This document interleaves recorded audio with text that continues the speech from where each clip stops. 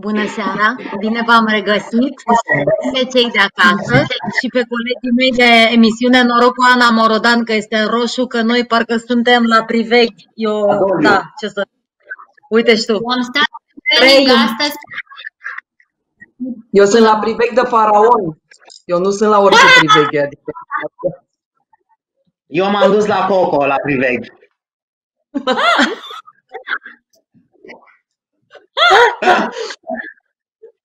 Eu sunt... Morodan, să vorbim despre ceva mai vesel, nu? Decât priveghi și al de alea. Păi nu, până și priveghiul, că tot asta am încercat să facem în live-urile astea de la Vivo, să le ducem un pic cu oamenilor răsufletul pe pandemie. Uite că până și un subiect din ăsta care poate fi de multe ori luat doar în tragic, poate să fie privit cu umor, nu cu lipsă de respect, dar cu umor și cu super fain. Eu sunt în training astăzi pentru că tocmai mi-a venit biroul pe care îl așteptam de 11 luni, încât nici nu îl mătrăb acum. O să îl mut tot eu de la acest birou și să supervizez, să bineînțeles să securiza pe oameni, să nu mă murdărească pereții, să nu-mi lovească ușile, să mi-l monteze cum trebuie. După aia am pus pe dezinfectat, deci arăt atât s-a putut, dar iar am pierdut la ce cu acești cercei, deci are... Eu am cercei asortați, uite, vezi? Da, deci da, și știu și iubesc. Sunt așa gravați, sunt făcuți, da, sunt așa laser făcuți. Apropo de montat și așa mai departe, pentru că mi-am atârnat atâtea cristale pe mine, vreau să vă arăt în spate candelabrele pe care le-am primit cadou de la o prietenă. Wow, ce superbe! Când? Când le-ai primit superbe? Ieri am fost și le-am luat. Și sunt cu mov, cu burgundii, cu roșu, cu negru, cu... Mai arată-mi odată. Apropo de montaj, acum aștept un nene, aștept un handyman, cine știe, poate dacă nu cu curierul, cu handyman-ul, să monteze aceste candelabre prin toată casa, în baie, în bucătărie și așa mai departe, unde consider eu că e un loc frumos pentru ele. Am și flori, nu se văd, but well. Să vă arăt ce am eu. Să dăm și ce are. Să vă arăt ce am eu. Eu am o criză de dulce, practic asta am lângă mine. Am un borcan de Nutella, am o tablă de ciocolată care avea 1 metru și pe care am mâncat-o. Pelgării la competiție. Pelgării la competiție. Apropo. Deci nu am candelabre, nu am candelabre, nu am flori, am numai ciocolată. Ciocolată, în toate formele ciocolată. Tu să trăiești, eu pentru nimic, să știi, nu de alta. Eu ce să zic, știu că am faza asta când am ticul nervos, că trebuie să suc tot un lollipop să suc, adică am mai sucombat pe un tic nervos. Știți că există chestiile astea, se numesc creioane nazale cu mentol când ești înfundat? Da, le știu din copilărie. Le știu din copilărie. Eu nu sunt înfundată la nas, n-am nimic. Dar când filmam emisiunea la Pro, care se urmeze în curând, un coleg de acolo și zic, bă, ce tu faci cu alea? Ai COVID? Ce tot și ce nu? E pur și simplu anxietate. Pe vremea aia nu era COVID. Și eu, era, păi de-aia am oprit filmările pentru că a venit carantina, Charlie. Și de atunci am dezvoltat și eu cu chestia asta și deși nu sunt fundată, fac în continuu așa. Știi? Și unii mă mai întreabă, dar ce tragi? Dar ce tragi pe nas, Morodan? Zic, ce să trag? Nu vezi un nazal cu mentol? Ce vrei să trag? Nu, dar e feminin așa gestul, e foarte frumos. E elegant, da, are o eleganță maximă. Fiecare cu adicțiile lui. Eu în perioada asta am dezvoltat adicție pentru dulce. Eu nu mâncam dulce, încercam să mă abțin, nu mă mai pot abține. Mănânc într-una dulce. De-aia m-am îmbrăcat în negru. Eu sper să ieșim o dată afară din case. Pentru că, în fine, deci n-am învățat încă să gătesc prăjituri. Și din cauza asta singura variantă pe care o am este... Măi, dar ce vorbiți unii peste altă, sunteți parcă ați înnebunit. Eu am tăcut de data asta, ăștia doi. Tac. Da, am învățat, Ana, să fac lava cake, este singurul lucru pe care știu să-l fac, care se face pe bază de ciocolată pe care o topești. Deci tot ciocolată, tot aceeași formă de... Da. Auzi, și dacă... Nimic, Badiu, iertați-ne, vă rog, continuă. Unde ți-e bățul, Morodan? Nu știu, deci ce se întâmplă cu noi azi? Intrăm unii peste alții. Zic, te rog, continuă cu lava cake. Ideea este că pentru că am identificat faptul că toată lumea în această perioadă, cât a stat în case, a mâncat mult mai mult decât de obicei și a mâncat mult mai, cum să spun, necontrolat și toată lumea s-a axat pe a găti în casă și a face prăjituri. Eu, pentru că nu mănânc decât chile întregi de ciocolată, am rugat-o de această dată ca invitată în această emisiune cu un material video pe Teo's Kitchen, să vină cu o rețetă de prăjitură care e sănătoasă, care nu e atât de plină de calorii cum este un borcan de Nutella. Și am rugat-o să ne facă o filmare despre cum se rețeta acestei prăjituri. Și voiam să rog regia să ne dea acest material ca să putem, mie-mi curge în gură, îmi plouă în gură pentru că am văzut deja materialul, ca să poată să vi se întâmple și vouă același lucru și pe urmă să discutăm pe tema asta de cum ne oprim adicția pentru dulce. Regia, vă rugăm, ne dați filmul? Salut! Salut! Salut! Și bine ați revenit în Teo's Kitchen! Suntem toți în bucătărie pentru că am acceptat provocarea molurilor Vivo și astăzi la Small Talks vă arătăm una din rețetele noastre preferate de familie și pentru perioada de stat acasă, dar și în general pentru sezonul de primăvară-vară. Rețeta pe care o vom prepara azi este o rețetă foarte ușor de preparat, pe care o preparăm mereu împreună, toată familia. Mereu îi ajut pe mama și pe tata și sper că o să vă placă și vouă cum ne place și nouă. Rețeta este foarte simplă, de-aia o va face singur Luca. În proporție într-o proporție. Facem împreună clafoutis cu cireșe. Nu știu eu toate ingredientele, așa că o să vi le spună mama.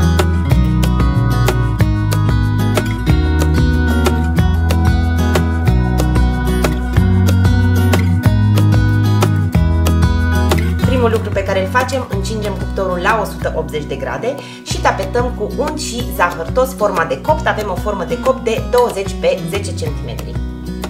Punem cireșele în vas, putem sau nu să le scoatem sâmburii după preferințe și punem deasupra 2 linguri de zahărtos.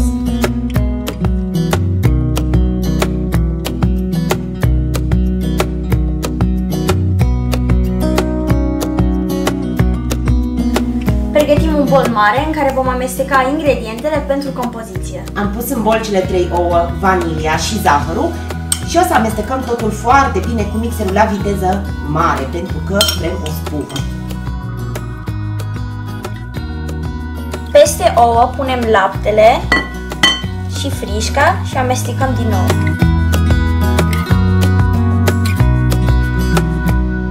La final punem făina. să avem o compoziție ca și cea de clătite. Pentru a ne asigura că intră toată compoziția în tavă, voi turna eu.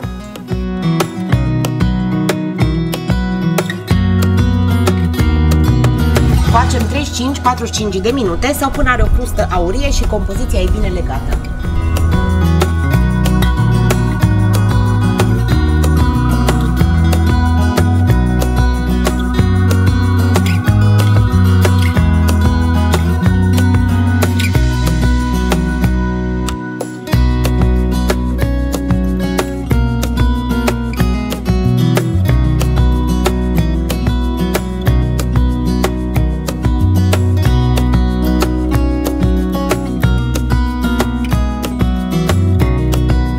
Clafoutis cu cireșe este gata și puteți să îl mâncați fie fierbinte alături de Înghețată sau rece de la frigider. Vă mulțumim că ați fost alături de noi la Small Talks și sper din suflet că o să încercați rețeta asta absolut delicioasă. Vai, numai, deci... Da.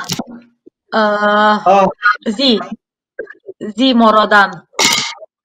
Eu vreau să ies din acest live, vreau să plec definitiv din acest proiect, pentru că eu cred că voi toți trei prietenii mei nu mai sunteți prietenii mei și vreți să mă distrugeți, pentru că eu mi-am menținut silueta și vă bănui că sunteți toți niște invidioși nenorociți și acum vreți de fiecare dată, în fiecare live îmi faceți asta, în fiecare live. De 6 live-uri am numărat, ăsta e al 6-lea. În fiecare live, ori butul pe nenorocit, uitați-l pe nenorocit. În fiecare live, butul vorbește de mâncare, ori tu arăți dulciuri, ori vine femeia asta să facă lava cake-ul ăla cu care îți vine să nebunești. Adică cum? Eu cum mai trăiesc acum slabă? Bineînțeles că nu o să fac în viața mea lava cake, nu știu să gătesc, dar o să o comand de la cealaltă Teosticen sau de la cineva. Îl trimit eu pe Sasha la tine, cum ne-am înțeles, și în contrapartidă tu îl iei la tine și el îți gătește lava cake, pentru că, mă rog, ca și în cazul lui Teo, și băiețelul meu adoră să gătească împreună cu mine, eu negătind, dar, mă rog, el a descoperit, să știți, rețeta lava cake-ului, a găsit-o pe internet, m-a pus să cumpăr forme și am făcut împreună lava cake pe care îl și facem și îl și mâncăm cu mare plăcere, n-are decât 10.000 de calorii în bucătura. Da, așa, dar asta e treaba. Deci în perioada asta, pentru că n-am mai trebuit să mă duc la evenimente, știi, cu rochii strâmte și așa, asta e, am dat drumul la prăjituri. Facem rochii largi, stai liniștită. Sasha, dacă vine la mine, știe să facă singur lava cake, că eu n-afară de să-i dau la ce-i trebuie nimic. E singur. Am o idee. Ce prăjituri v-au preparat părinții voștri când erați voi micuți? Că lava cake nu auzisem n-am auzit până acum un an, să zic așa, dar care erau dulciurile pe care voi le-ați preferat în copilărie? Maica mea era... Ileana. Tort de bezea cu ciocolată. Aveați bezea pe vremea aia? Bezea, dragă, se face cu zahăr cu ou. Bine, mama mea nu știa să gătească, așa că nu am primit niciodată bezea. Așa, la mine a încercat mama odată să facă bezele, pe vremea lui Ceaușescu, și le-a pus, mie nu-mi place bezeaua absolut deloc, deci nu o suport efectiv, mi se pare că mușcă într-un bar așa. Da, și le-a pus pe sobă să se facă și nu s-au făcut, au rămas ciungoase așa, precum Haribo, și de atunci tot timpul îmi doream să nu iasă bezelele, să le mănânc așa. Eu am trăit într-un fel de Addams Family, dar mai grav, că la Addams Family mai râdeai. Și maica mea, odată la 2 ani, când se decidea, maica mea gătea, doar că nu prăjituri, n-ar avea talent pe zona asta, pe mai multe, dar pe zona asta deloc. Și singura prăjitură care am mâncat-o când eram mică, care era absolut oribilă, era nisip în gură cu vișine, era chec La Arad se zice chec. Cum se zice la București? Tot așa, chec, da. Chec. Chec cu vișine, fă. Chec cu vișine și stropea pe deasupra niște zahăr vanilat, știi, să pară așa mai cu ștai. Chec, vișine. În schimb, dacă tot vorbim despre mâncare. La mine, acum urmez eu, Morodan. Fiecare are voie să spună ce prăjitură i s-a pregătit în copilărie. Așa. Mai vreau și eu să spun una după tine. Da. Deci, la mine, singura prăjitură pe care mama știa să o pregătească era tort, care îmi place și astăzi cel mai mult, tort cu fructe, adică tartă cu fructe, practic. Ceea ce este cel mai ușor lucru de făcut. Platul nu ieșea absolut niciodată, budinca era tot timpul arsă, iar fructele erau luate din grădină, mă rog, nu putea să facă foarte multe greșeli. Glazura, în schimb, și ea era arsă, dar știți cât de fericit eram când mâncam o prăjiturică din aia, o felie, și dacă se mai găsea cumva și frișcă, dacă cumva făcea rost un pachet de țigări să-l facă schimb cu o căniță de smântână sau ceva de genul ăsta, deci eram în al 9-lea cer. Deci asta a fost desertul copilăriei mele. Cam atât. În rest, mâncare, supă de mere și așa mai departe, chestii ardelenești sinistre. Ana Bâtu vorbește acum. Ana Bâtu. Bravo, Ileana. A luat frâiele. Mama mea făcea prăjituri foarte bune și face în continuare. Ileana știe și prietenele mele știu tortul ei de ciocolată. Doar că mie nu-mi place ciocolata, deci nu mi-a plăcut niciodată ciocolata. Și la un moment dat a venit tata de la casa de comenzi cu un borcan de Nes. Și a văzut mama undeva o rețetă de înghețată cu Nes. Problema a fost că a pus jumătate de cutie de Nes în înghețata aia, într-un castron, într-un bol așa de înghețată, absolut senzațional. Am mâncat cu toții, n-am mai dormit 48 de ore. Am zis toată familia. Deci toată familia, eram la 2:20, tremuram, ne certam, deci eram balamuc. Oricum, Ana, ai rămas cu iubirea pentru Nes, pentru că de fiecare dată când te duci la mare, bei Nesul tău special pe terasa specială la mall. Deci de-abia așteptăm să ne vedem cu toții și să bem acest Ea bea cafe frapeul ăla de pe vechi, de pe vremea când eram noi tinere, și se bea Nes frecat cu lapte și cu frișcă și înghețată, da. Mă rog, cred că nu era frișcă, era un substitut de frișcă, ceva, că nu era ceva de plastic. La mare se găsea frișcă. Acum la mole cu frișcă. Acum da, eu vorbesc din tinerețile noastre.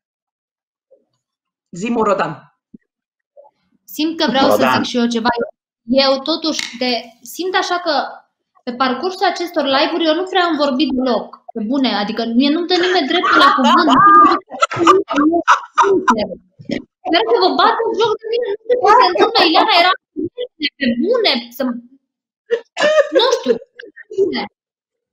Aș vrea să aduc în discuție un subiect, dacă nu suntem la prăjituri, pe care eu mărturisesc că, fiind o cinică și o sarcastică, nu-l înțeleg. Și știu argumentul care să mi-l dați, dar subiectul, și vă rog să mă lăsați să-l termin, este următorul. Se numește banana bread.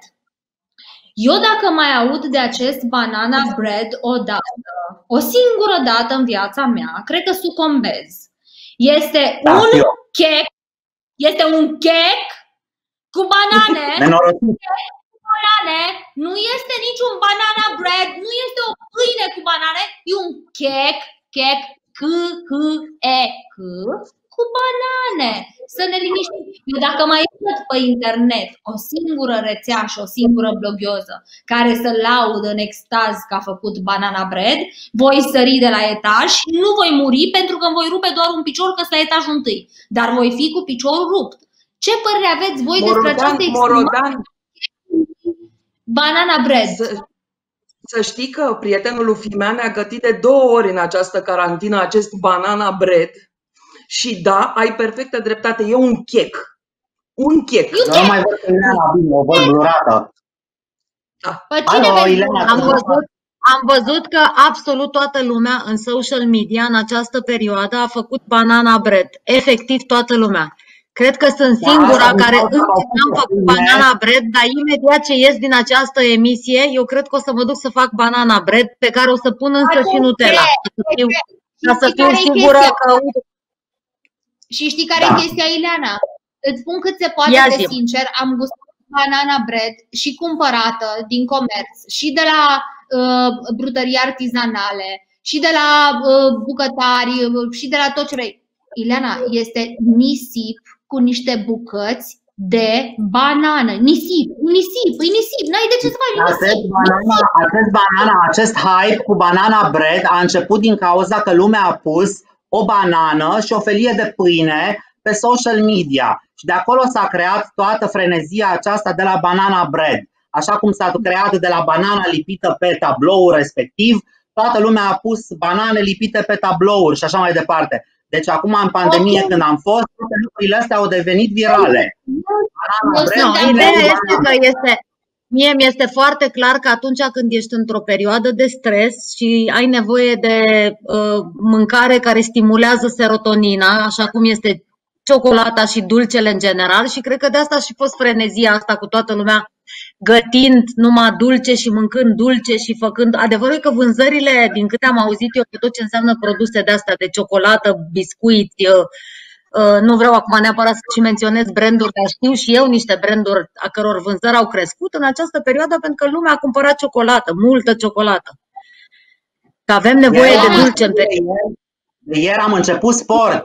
Am spus, de ieri am început prima mea oră de sport. Sunt foarte mândru de mine.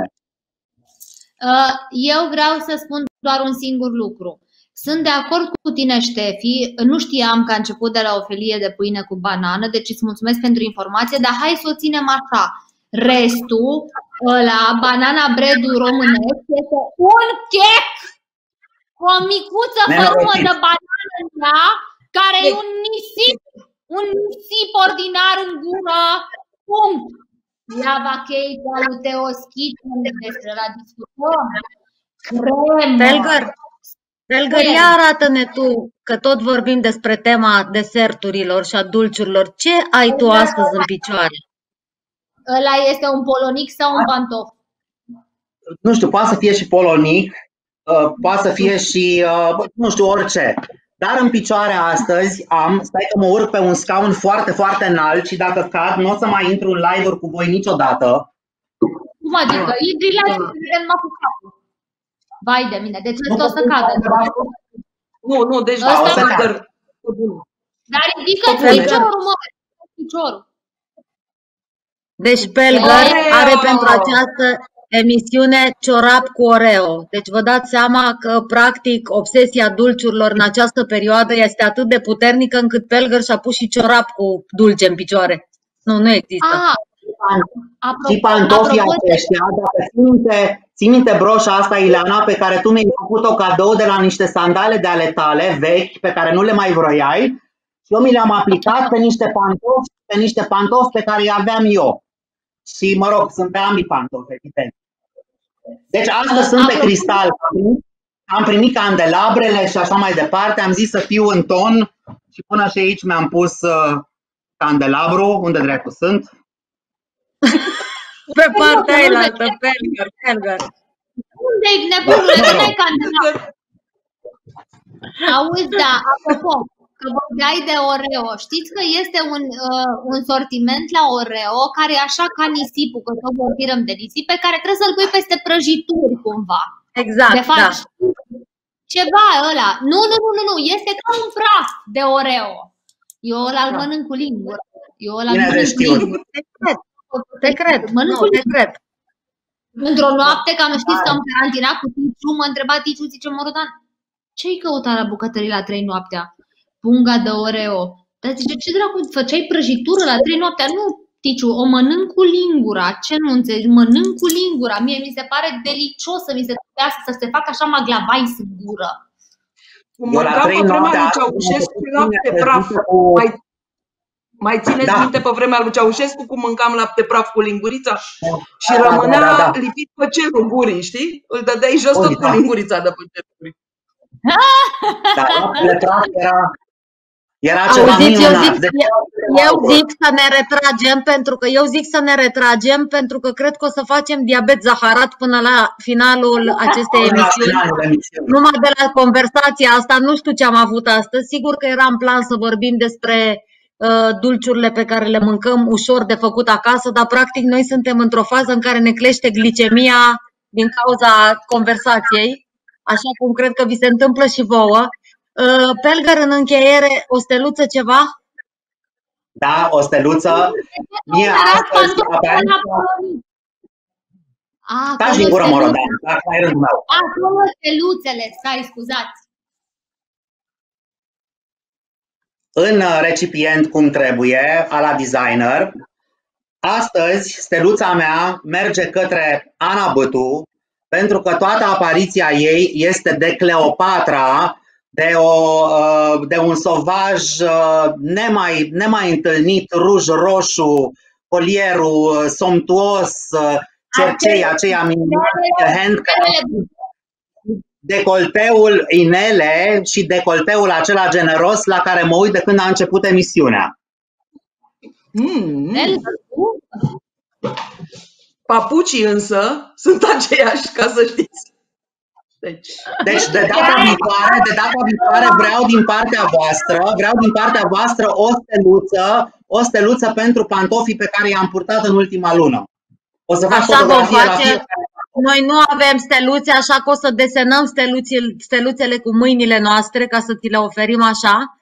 Până atunci ne luăm rămas. Steluțele de acum pentru că toți au fost superbi. Adică toți au fost superbi. Da, data viitoare primesc eu o steluță. Promiteți, nu vă mai dau eu o steluță, îmi dați voi mie o steluță. Bine. Sau 30. Dragilor, până atunci vă pupăm, vă urăm un weekend superb. Urmează să ne revedem din nou la Small Talks luni la ora 17. Doamne, de la atâta dulce m-am și tâmpit. Vă pupăm, pa!